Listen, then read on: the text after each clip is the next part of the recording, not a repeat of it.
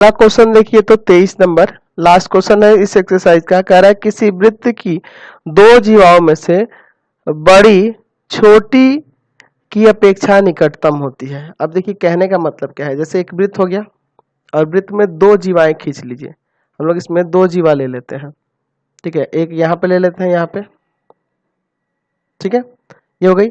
और एक यहाँ जीवा ले लेते हैं, हो गई दो जीवाएं। अब हम लोग क्या करते हैं, इसका केंद्र लेते हैं वृत्त का, ये वाला। अच्छा, हम लोग देखिए इसमें क्या करा है कि किसी वृत्त की दो जीवाओं में से बड़ी छोटी की अपेक्षा निकटतम होती है, ठीक है। तो ये देखिए बड़ा जीवा खींच लिए हैं और ये छोटा जीवा खींच लिए हैं, है ना। तो देखिए ये केंद्र से निकटतम है ना बड़ी वाली, और छोटी वाली दूर है, यही आपको प्रूव करना है। चलिए तो एक काम करिए, इससे एक लंब खींच दिए ऐसे इस पर, और एक लंब इस पर खींच दीजिए। क्लियर है यहाँ। चलिए केंद्र O हो गया, ये लंब को कुछ नाम देना होगा ना, इसका नाम दे देते हैं P और इसका नाम देते हैं अपे Q, ठीक है। तो आपके पास दिया हुआ है ना, AB तथा CD वृत्त की जीवाएं हैं। अच्छा जीवाएं हैं, इसमें क्या है, जहां AB जो है ना बड़ा है ना CD से, है ना। वृत्त का केंद्र O है, वृत्त का केंद्र क्या है, O है। और OP लंब है AB पर, और दूसरा चीज क्या है, OQ लंब है CD पर। तो सिद्ध करना है, क्या सिद्ध करना है आपको, तो सिद्ध करना है कि ये जो OP है ना, OP छोटा है OQ से। देख लीजिए कहने का मतलब कि ये बड़ी वाली जीवा नजदीक है केंद्र से और ये दूरी पे है, यही ना आपको दिखाना है। यानी कि OP छोटा है, OP की लंबाई छोटी है और OQ की लंबाई बड़ी है, समझ रहे ना, यही आपको दिखाना है। तो इसमें एक रचना करना होगा। रचना में क्या करेंगे, OA तथा OC को मिलाया, ठीक है। OA को भी मिला देंगे और OC को भी मिला देंगे। चलिए इसको मिलाने का पहले काम कर देते हैं। ये रहा OA और ये रहा OC, दोनों को मिला दिया तो दोनों वृत्त की त्रिज्याएं हैं, ये तो दिख रहा है ना, यानी कि दोनों की लंबाई बराबर होगी। ये बात आप ध्यान रखिएगा, ठीक है। दोनों वृत्त की त्रिज्याएं हैं तो बराबर होंगी। चलिए अब इसका प्रमाण देखते हैं। प्रमाण में देखिए OP लंब है AB पर, है ना, और OQ लंब है CD पर, ये चीज दिया है ना। चलिए आप एक प्रमेय पढ़े हुए हैं कि वृत्त के केंद्र से जीवा पर डाला गया लंब जीवा को समद्विभाजित करता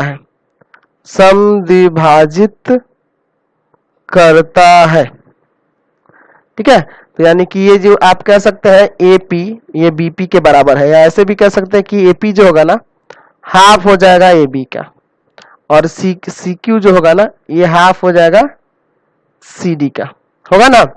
चलिए समझ रहे हैं ना इस बात को।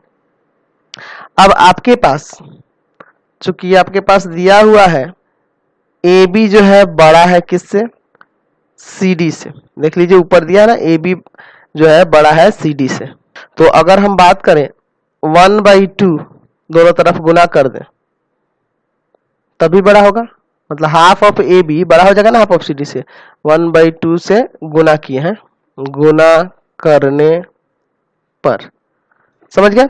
चलिए अब हाफ ऑफ AB बड़ा है हाफ ऑफ CD से, तो हाफ ऑफ AB की जगह लिख सकते हैं AP, है ना, और हाफ ऑफ CD की जगह लिख सकते हैं CQ।